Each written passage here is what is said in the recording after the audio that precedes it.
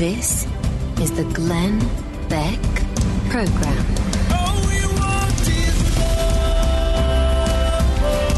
As you probably know, over the weekend I endorsed Ted Cruz for president of the United States, the first Hispanic president, the first-generation American president, and the most conservative president since Ronald Reagan. This is not something I've ever done for anybody, not dog catcher, not mayor, not president, nobody. I've never endorsed a candidate running for any office. I've never wanted my name attached to anyone running for office, especially in Washington, D.C., but also because it's not good business sense for me. This doesn't do me any favors at all in any way for my business. But I've decided to endorse Ted Cruz. So the question is, why?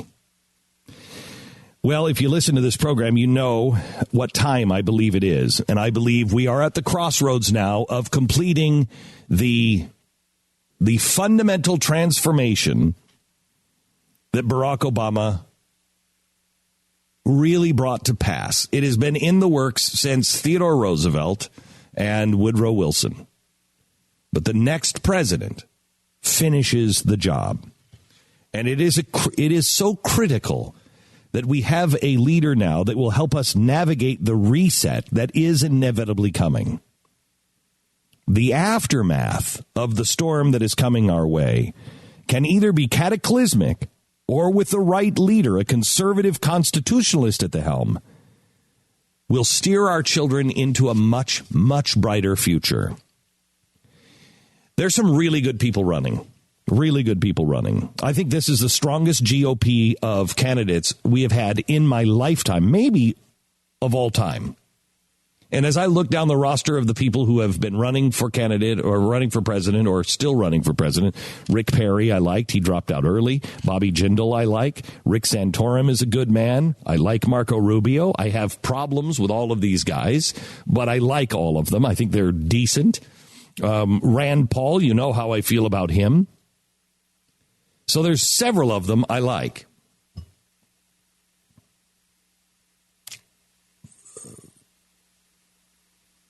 What's his name? The Dr. Ben Carson. A good, decent, honorable man. But no one has shown themselves to be dedicated to the principles of the Constitution, as dedicated throughout his life. I'm looking for somebody who has it in their bones. I've said to you many times that there's going to come a time where something's going to happen. And somebody's going to walk into the office and they're going to say, Mr. President, right now we need a decision. If they don't have the Constitution deep in their bones, they may make a mistake we will not recover from. No one has done exactly what he said he would do, despite taking all the slings and arrows, including from his own side, and stuck to his guns like Ted Cruz. Not one person. Ted Cruz has stood up to the establishment, the power brokers in Washington on both sides, and the media, and that's why they don't like him. And he's done it with class and honor. Look at how he's being slung with mud, and he never responds in kind. He is not that guy. That's why so many of us like him, and the establishment hates his guts. So who is Ted Cruz? Who is this guy that I would go out on a limb for, unlike I've ever done ever before? Well, this week I want to tell you. Ted Cruz, yes, he was born in Calgary, Canada. Am I endorsing a Canadian for president? No. And no matter what you're hearing from other candidates or MSNBC, this is settled. Ted's mother was and is an American citizen. His father, Raphael, is from Cuba, but he was a legal resident of the United States for decades when Ted was born. He is a natural-born citizen, just like Barry Goldwater, George Romney, John McCain, all who ran for president. Now, Ted's father, Raphael, left Cuba in 1957 to attend the University of Texas on a student visa. By the time he returned in the summer of 1959, Rafael was shocked to find a very different homeland in Cuba. Fidel Castro, who literally spoke of hope and change before his takeover, was someone that the 14-year-old Rafael even fought for against the oppressive Batista regime, which was now firmly in control.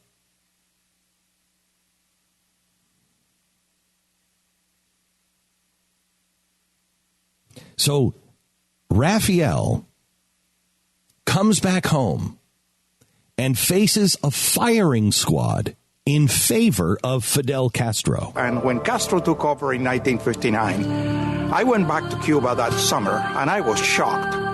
That same man that had been talking about hope and change began confiscating private property, began attacking freedom of the press, shutting down newspapers, television stations, radio stations, began attacking freedom of religion. He was disillusioned. That's not what he was fighting for. That's not what he understood Fidel Castro to be. Rafael left his homeland for good this time. So I left Cuba totally disillusioned, never to return again, but so grateful to God to be in the greatest country on the face of the earth. So Rafael eventually took his family to Calgary to find work in the oil industry, and in 1970, Ted was born. He was born to parents who followed through on their promises. Ted's first memory in life is as a precocious 2-year-old who picked up a kazoo in a grocery store and began blowing into it loudly and repeatedly while his mom was shopping. His mother asked him to stop. He didn't. She told him if he didn't stop, she was going to administer a sound spanking. Ted didn't stop. At that point, Ted's mother, Eleanor, stopped her shopping, left a mostly full cart in the aisle, took Ted home, and administered the spanking she promised him was coming. He learned his lesson. Mom means what she says. Things were turbulent in the Cruz household during those years. Rafael had a drinking problem that had gotten out of control. In fact, Ted's dad reached the point where when Ted was 3 years old, he decided he didn't want to be married anymore. So he left his wife and his child, and he returned to Texas. A few months later, a business friend in Texas invited Rafael to attend a Bible study class with him. It was a class that would change his life and alter the course of his family. Rafael felt the Spirit enter his life as he attended the meetings, and he argued with the pastor about others and various points of doctrine for some time. But on April 15th, 1975, he fell to his knees and surrendered his life to Jesus. He changed.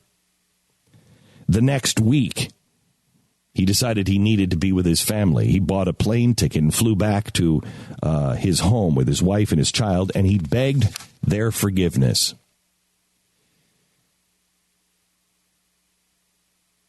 When Ted was 8 years old, Ted went to a summer camp, and Ted accepted Christ in his life. And that happened to occur at the same Houston church where his dad had converted 5 years prior. And Ted has been a dedicated churchgoer ever since. As he developed, it became apparent to everybody who knew him that Ted Cruz was more than just some kid. Ted was brilliant. This was some kid. He was destined for something more than community college and a lifetime job selling Slurpees. This kid was going to make something of his life. At the age of 15, recognizing how bright he was and the love that he had for the country, the Free Enterprise Institute selected Ted to be one of the 5 kids in Houston that would tour the country and speak about the Constitution. Ted had to memorize the entire Constitution of the United States, and before he left high school, he had delivered 80 speeches on economics, on von Mises, and the importance and meaning of the Constitution. As his love for the country and the Constitution and Austrian economics grew, so did his desire to learn and grow even more. He decided that in order to fulfill his goals in life, he needed to attend an Ivy League school. His parents weren't happy. His parents, Raphael's business had failed. They were struggling financially. so they knew that they couldn't afford it. Ted had to earn his scholarship. He had to take out the student loans. He also worked 2 jobs, enough to earn enough money to make his dream become a reality. But his father said, Ted, you're growing into a good, strong man. Are you going to be strong enough to go to an Ivy League school and hold on to your principles and values? He said, yes, Dad. He did. And his dream became a reality. Ted was accepted at Ivy League's Princeton University. The moves he would make in subsequent years would uniquely prepare him for the position of leader of the free world, but it would also put him on a collision course with some of the most powerful people in the world. And one of those collisions would be with his former boss and leader of the free world. We'll pick the story up there.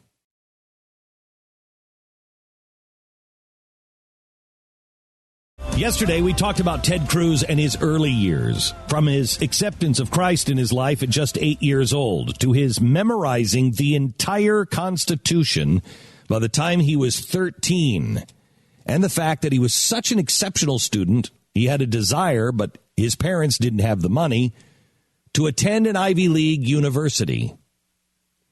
Ted realized his dream when he was accepted into Princeton. He had scholarships, but that didn't pay for everything. He took out student loans. Yes, that's right, Barack and Michelle. Ted Cruz, the evil Republican, also had to take out huge student loans. But here's an amazing concept. He chose to go to an expensive school, so he chose to take the responsibility of paying off those debts. And here's something else that is almost unheard of in this discussion today. Ted got help to pay for his schooling. He got help in the form of a job. In fact, he got help from doing 2 jobs. Since he was in high school, he was the high school's valedictorian. Cruz had a lot of opportunities for higher education. He visited a dozen or so campuses while he was still in high school, including Harvard, MIT, and Dartmouth. But he fell in love with Princeton. During his freshman year on campus, Ted got a taste of what it would be like to be a principled conservative in life when he was paired with a New Jersey liberal for his roommate. Needless to say, they didn't exactly hit it off. In fact, that roommate is conducting a Twitter jihad against Ted this very day. Being a geek, but a really super smart one, Ted became involved with the Princeton debate team. To say that he was involved is a slight understatement. Ted Cruz is forever enshrined in the Princeton Debate Hall of Fame. You'll find him there as a winner in multiple categories. 1992, Team of the Year with his friend Dave Panton. Also Speaker of the Year for 1992. Oh, and National Championship for Top Speaker of 92. Oh, and North American Debating Championship Top Speaker. He was the national champion in debate. In fact, I would say he was winning so much, you'd almost get sick of all of the winning. At Harvard, he would go on to become a World Debating Championship semifinalist. One could reason that maybe that's why so many people think that he has won every debate so far. Could it be something that might be helpful against Hillary Clinton? While at Harvard, he also somehow found time to be the primary editor of the Harvard Law Review, not to mention being executive editor of the Harvard Journal of Law and Public Policy. Oh, and the founding editor of the Harvard Latino Law Review. Ted, because he was working so hard, only graduated cum laude at Princeton. Then he went on to Harvard Law School, and he graduated magna cum laude. How impressive was Ted Cruz there? Well, one of his professors, and it must kill him to say this, the liberal lion lawyer, Alan Dershowitz. Making very intelligent points and really winning debates all the time in the class, including winning debates with his professors. One of the sharpest students I had. In terms of analytic skills, I've had 10,000 students over my 50 years at Harvard. I write all about that in my books. He has to qualify among the brightest of the students. So deeply principled. He thinks he's doing the right thing. I saw that years ago when he was a student. He was not a compromiser. He was not somebody who tried to make friends by accepting what was then the political correctness of the day. Need you say more? A liberal professor talking about Ted Cruz and how deeply principled he has been. With his Harvard law degree in hand, his second Ivy League university degree, Ted landed a job as the first Hispanic Supreme Court Justice law clerk in U.S. history, clerking for Chief Justice William Rehnquist. After Cruz finished his clerkships, he took a position with Cooper, Carvin, and Rosenthal, now known as Cooper and Kirk LLC. While he was there, Cruz fought for his first love, the United States Constitution. Yes, he was still a geek. Working on matters relating to the Second Amendment and the NRA, he also helped prepare testimony for the impeachment proceedings against President Clinton. While he was 28 years old, Cruz joined the George W. Bush presidential campaign in '99 as a domestic policy advisor, advising then-Governor George W. Bush in a wide range of policy and legal matters, including civil justice, criminal justice, constitutional law, immigration, and government reform. Cruz assisted in assembling the Bush legal team, devising strategy and drafting pleadings for filings with the Supreme Court of Florida and the U.S. Supreme Court. During the 2000 election, in the case of Bush versus Gore, Cruz was sent to Florida to sort out the legal mess created by the dangling Chad situation and all the election nonsense that threw that election into a tailspin. He helped lead the way to two big wins for the Bush team, clearing the way for a Bush rather than a Gore presidency. With everything that he has accomplished so far up to this point, he was still barely 30 years old. Ted Cruz was just getting started. But there would also be a falling out with the man he had helped become president. That is tomorrow's.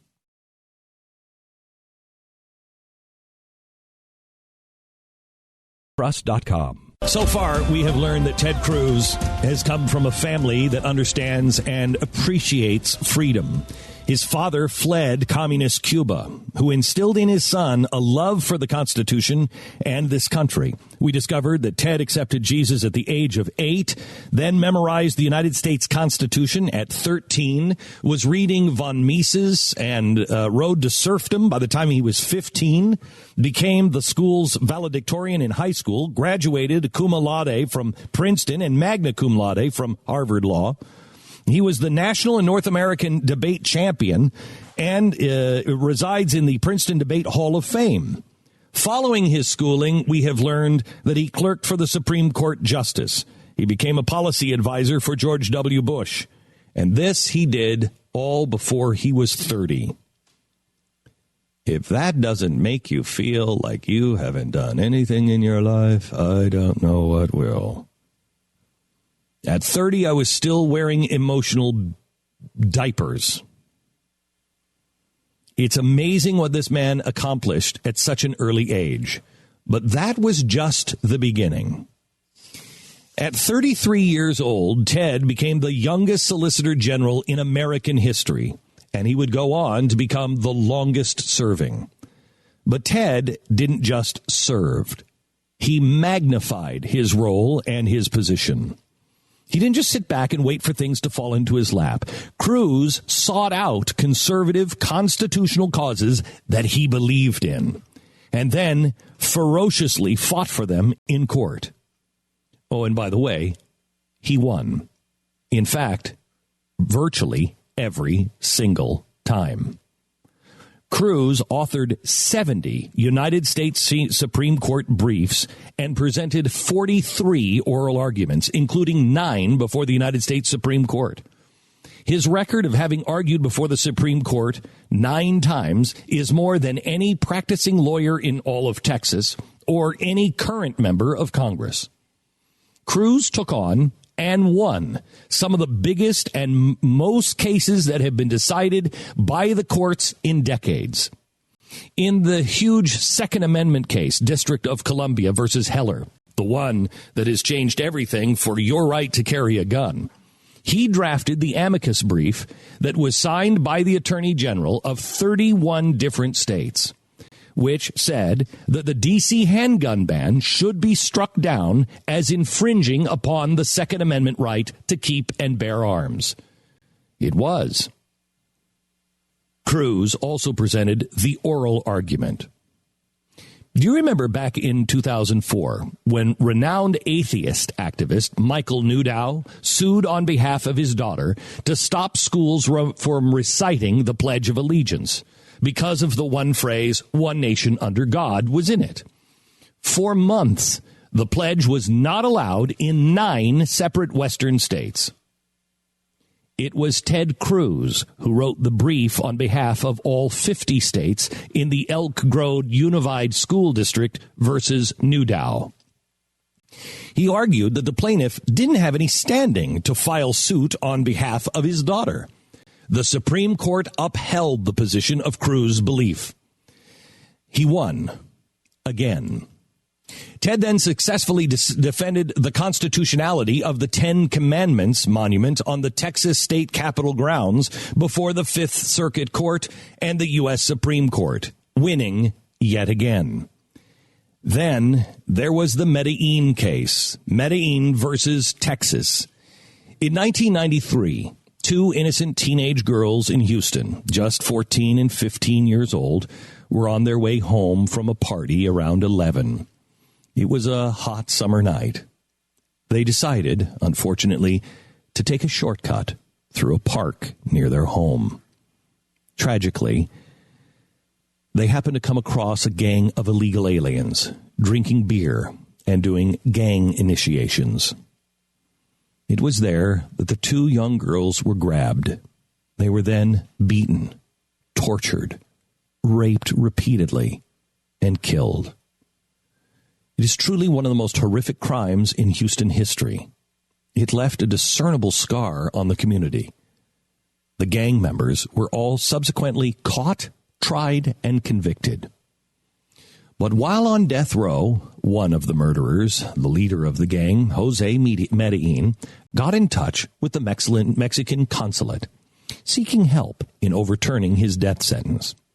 The Mexican consulate got in touch with the then U.S. President George W. Bush, who sided with Mexico against the state of Texas, against the girls in George Bush's home state. And together, they took Medellin's case to the World Court to overturn his execution, George Bush and Mexico in the World Court. The international courts ruled against Texas and stayed his execution. Texas didn't know what to do. And then they remembered Ted Cruz. They turned to the Solicitor General Ted Cruz. He appeared before the U.S. Supreme Court, this time to plead Texas case. Cruz again, knowing the Constitution, fighting for the Constitution, successfully defended the Constitution, and Texas won its case. In a 6-3 decision, the Supreme Court ruled that International Court of Justice decisions were not binding in any domestic law, and that the president had no power to enforce them. Jose Medellin received the justice he deserved. He met his maker. In the process, Ted Cruz had taken on a brutal, illegal alien murderer, Mexico, the Geneva Convention, the International Court of Justice, and most difficult of all, his old boss, the head of his so-called party, and the President of the United States, George W. Bush. In a presidency that over time I've come to dislike more and more, it is one of, if not the issue that stands out to me most of the time. Of all the failed policies and decisions and reasons to dislike George W. Bush, maybe, just maybe, this case provides some insight into why George Bush, who never steps into political debates post his presidency, said of Ted Cruz at a recent fundraiser, "I just don't like the guy." When it comes to 2016 presidential candidates, President George W. Bush apparently not a big fan of Senator Ted Cruz. He was overheard saying, "I just don't like the guy." That was a quote during a campaign event for his brother Jeb in Denver. George, I'll bet you don't. Because, quite frankly, Ted Cruz kicked your ass. In a judicial way, I mean. It's why the rest of the establishment in the Republican Party, quote, just doesn't like the guy, end quote. Ted Cruz stands for principles, values, integrity, and the United States Constitution that we learned this week he memorized when he was 13. The establishment stands for the party, for themselves, for their own power, and that's it. So let me ask this question to Trump supporters or Rubio supporters. Does this sound like your candidate? Does he possess these qualities? Think about that. There is a candidate in this race who has stood up to the powers that be, who fought the establishment, who has been outspoken on issues important to conservatives, and who has been consistent throughout his life. He is a guy who has bucked the outside and the inside of his own party because it was the right thing to do. It's a little bit like the American David and Goliath story. The little guy against the giants. My money always goes on the little guy. As long as that little guy knows exactly who he is and looks at the king and says, "I don't need any of this armor. It will only slow me down. I know who I am, and I know who I serve. And that's why I know I'll win." But will he? Will the American people see him for who he truly is? Will the American people who really picked up his story where we pick it up tomorrow, will the American people be smart enough to look into his past? While everyone else says, my past is irrelevant, the supporters of Ted Cruz say, you can't really know a man unless you understand his past.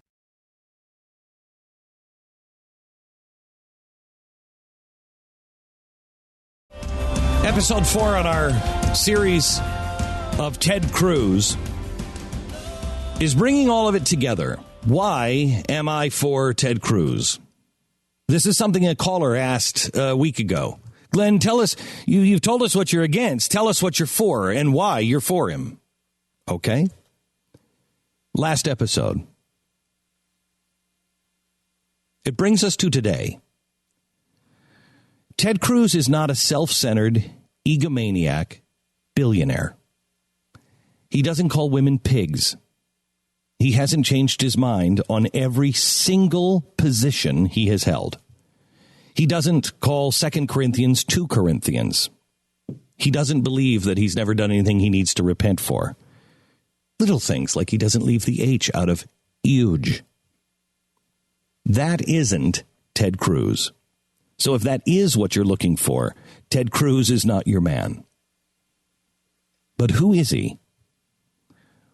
Why would I say he is the guy I believe we prayed for? He's the only guy in 40 years of my broadcast career, and I have had people ask me left and right, endorse me, endorse me, endorse me.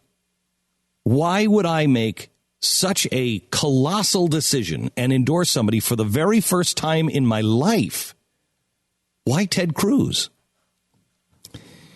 We've already explored a lot of what made Ted the man he is. He is the man who had a father who knew what it was like to lose freedom, fought for a Marxist regime in Cuba and learned his lesson as he was lined up against the wall for a firing squad. Lost his freedom not only in a country, but lost his way and his freedom because of alcoholism and atheism. And then he found it. He found God and he found America. He found the love for the freedoms that we have in this nation. And he instilled them in his son. I was with Ted Cruz last weekend, and my wife said to me when we returned home, she said, honey, we have to do what Ted Cruz's father did. I knew exactly what she was talking about. Because when she was talking to Heidi, I overheard Heidi, Ted's wife, say this. People just don't understand. Ted grew up with the Constitution and the Bible on his kitchen table every single day.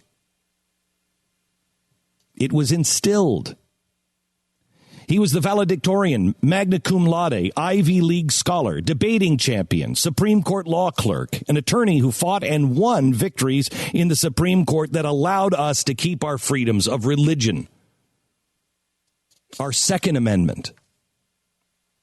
And now he is a United States senator running for president. He's a dedicated husband, loving dad. He's a committed Christian that actually lives his faith. And he is a constitutionalist. But most of all, he has what I look for in a man. He is consistent. So why is it Donald Trump is calling him a nasty guy that nobody likes? Well, first of all, because Ted has mounted a serious challenge to Trump. It was just a few weeks ago that Trump was telling America that Ted Cruz was a good guy and a friend of mine. We are talking to Ted Cruz, who's a friend of mine and a good guy. Okay. But that was way back in August. What has changed? Easy. I say the polls, but don't take my word for it. Take Donald's word. Why now? Why are you raising this issue now? Because now he's doing a little bit better. No, I didn't care before. It's true. No, it's true. Is that the character you want in a president? That as long as he can use somebody, he'll say nice things. But the minute that guy becomes an obstacle, he'll trash him. For Cruz, it may be true that he has very few friends in Washington, D.C., but I would wear that as a badge of honor. Those in power want everyone to play ball, go along and get along. And that is not Ted Cruz. Every Republican candidate for president stands up and says, I will stand up to Washington. Well, that's great. The natural follow-up is, when have you ever stood up to Washington? Who has taken on not just Democrats, but leaders in their own party?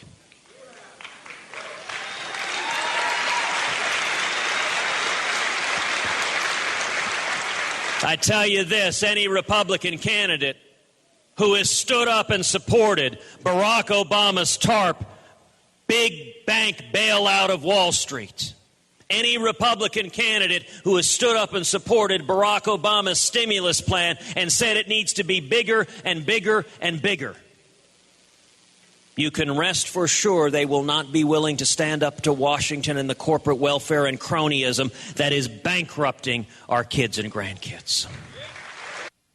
Ted has put out constitutional principles.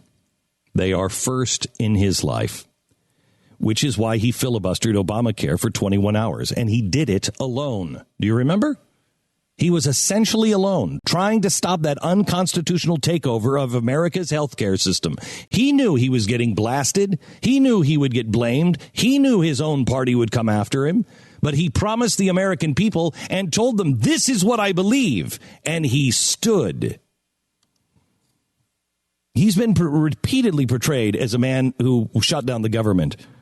But that's not true. A U.S. senator cannot shut down the government. That is the establishment spreading lies about him. It's impossible. And everyone who says Cruz did it knows that.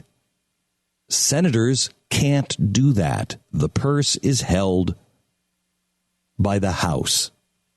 Shutting down the government is in the House of Representatives, which Ted is not a part of. Despite others in this race challenging or changing their viewpoints and policies on literally one of them, every stance he has, the focus in the media lately has been that Ted Cruz has changed two of his positions. So let's go over those two. The first one is subsidies to the corn industry for ethanol, because that's what people are talking about in Iowa. And the other is amnesty for illegals.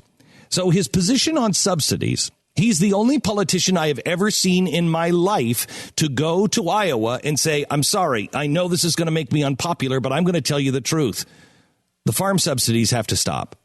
Period. They're wrong. The ethanol subsidies are going to stop.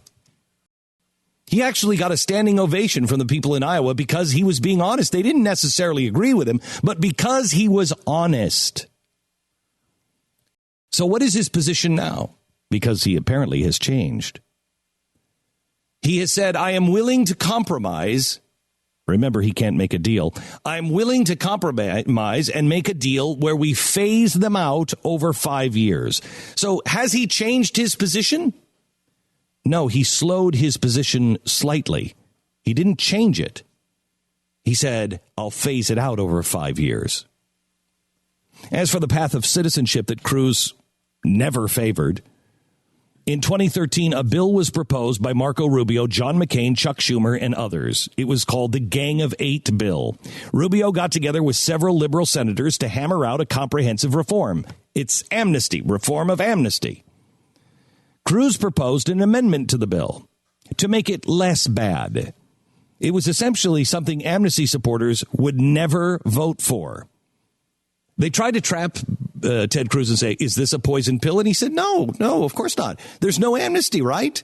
So this isn't a poison pill. This would only be a poison pill if you had the intent of doing amnesty down the line. But Chuck Schumer and John McCain and Marco Rubio certainly don't have that in mind because they're promising the American people. It was an extraordinarily shrewd move. Rubio and others have tried to claim that Cruz supported amnesty as a result of that amendment and thus have the same position. He didn't, and they don't. But don't take my word for it. Here's one of the most credible guys in the Senate, Mike Lee. Friends with both of these guys. I have enormous respect for both of them. I will tell you this. I serve on the Judiciary Committee with Ted Cruz. I was there with Ted Cruz the entire time as we spent weeks working on the Gang of Eight immigration bill. I was there with him as we both drafted and presented amendments trying to make this really bad Gang of Eight amnesty bill not as bad. And at no time during that process, at no moment did I ever see Ted Cruz take any action that was tantamount to saying he was embracing amnesty. He filed amendments designed to make the bill less bad. But that didn't mean, and does not mean now, and never will mean, that he was going to vote for that bill. He was just trying to make it less bad. And so insofar as anybody is trying to suggest that Ted Cruz and Marco Rubio had the same position with regard to amnesty or with regard to the Gang of Eight bill, that is absolutely false, 100% false. Iowa Congressman Steve King also backed up the Cruz version. The only other thing I can possibly think of that Ted has changed his position on is something we called him out on, the TPA, the trade agreement that he was initially for, and then he decided he was against. The reason for the change? What he was told about the agreement turned out not to be true. He told me when I called him and I said, why are you for this? He said, Glenn, I cannot find anything in here that is what anybody is saying, but I am looking, and if it is there, I certainly will not be for it. When he received more information and it was discovered that it was not the agreement he was told, he stood against it. Ted Cruz receives my endorsement because he is the real deal. He is a true conservative to the marrow of his bones. He has been a true conservative his entire life. The Constitution isn't just an afterthought to him or no thought. He memorized the Constitution when he was 13 years old. It is ingrained in him. It is part of his fabric. Ted is proposing a smaller, more limited government. For the love of heaven, his tax proposal is 10% across the board. A 10% flat tax. That alone will shrink government and ignite the economy. He understands what we're facing in the Middle East, and he will not allow political correctness to dictate the way we prosecute the war against ISIS. He has already proven he doesn't care what the Washington elite or the media think about him. He is there. He is asking for your support and asking you to check into his record, because he will do what he says he will do. He will be there to do what he believes is the right thing. What is that thing that he will do? He's pretty consistent. You can figure that out just by looking at his record.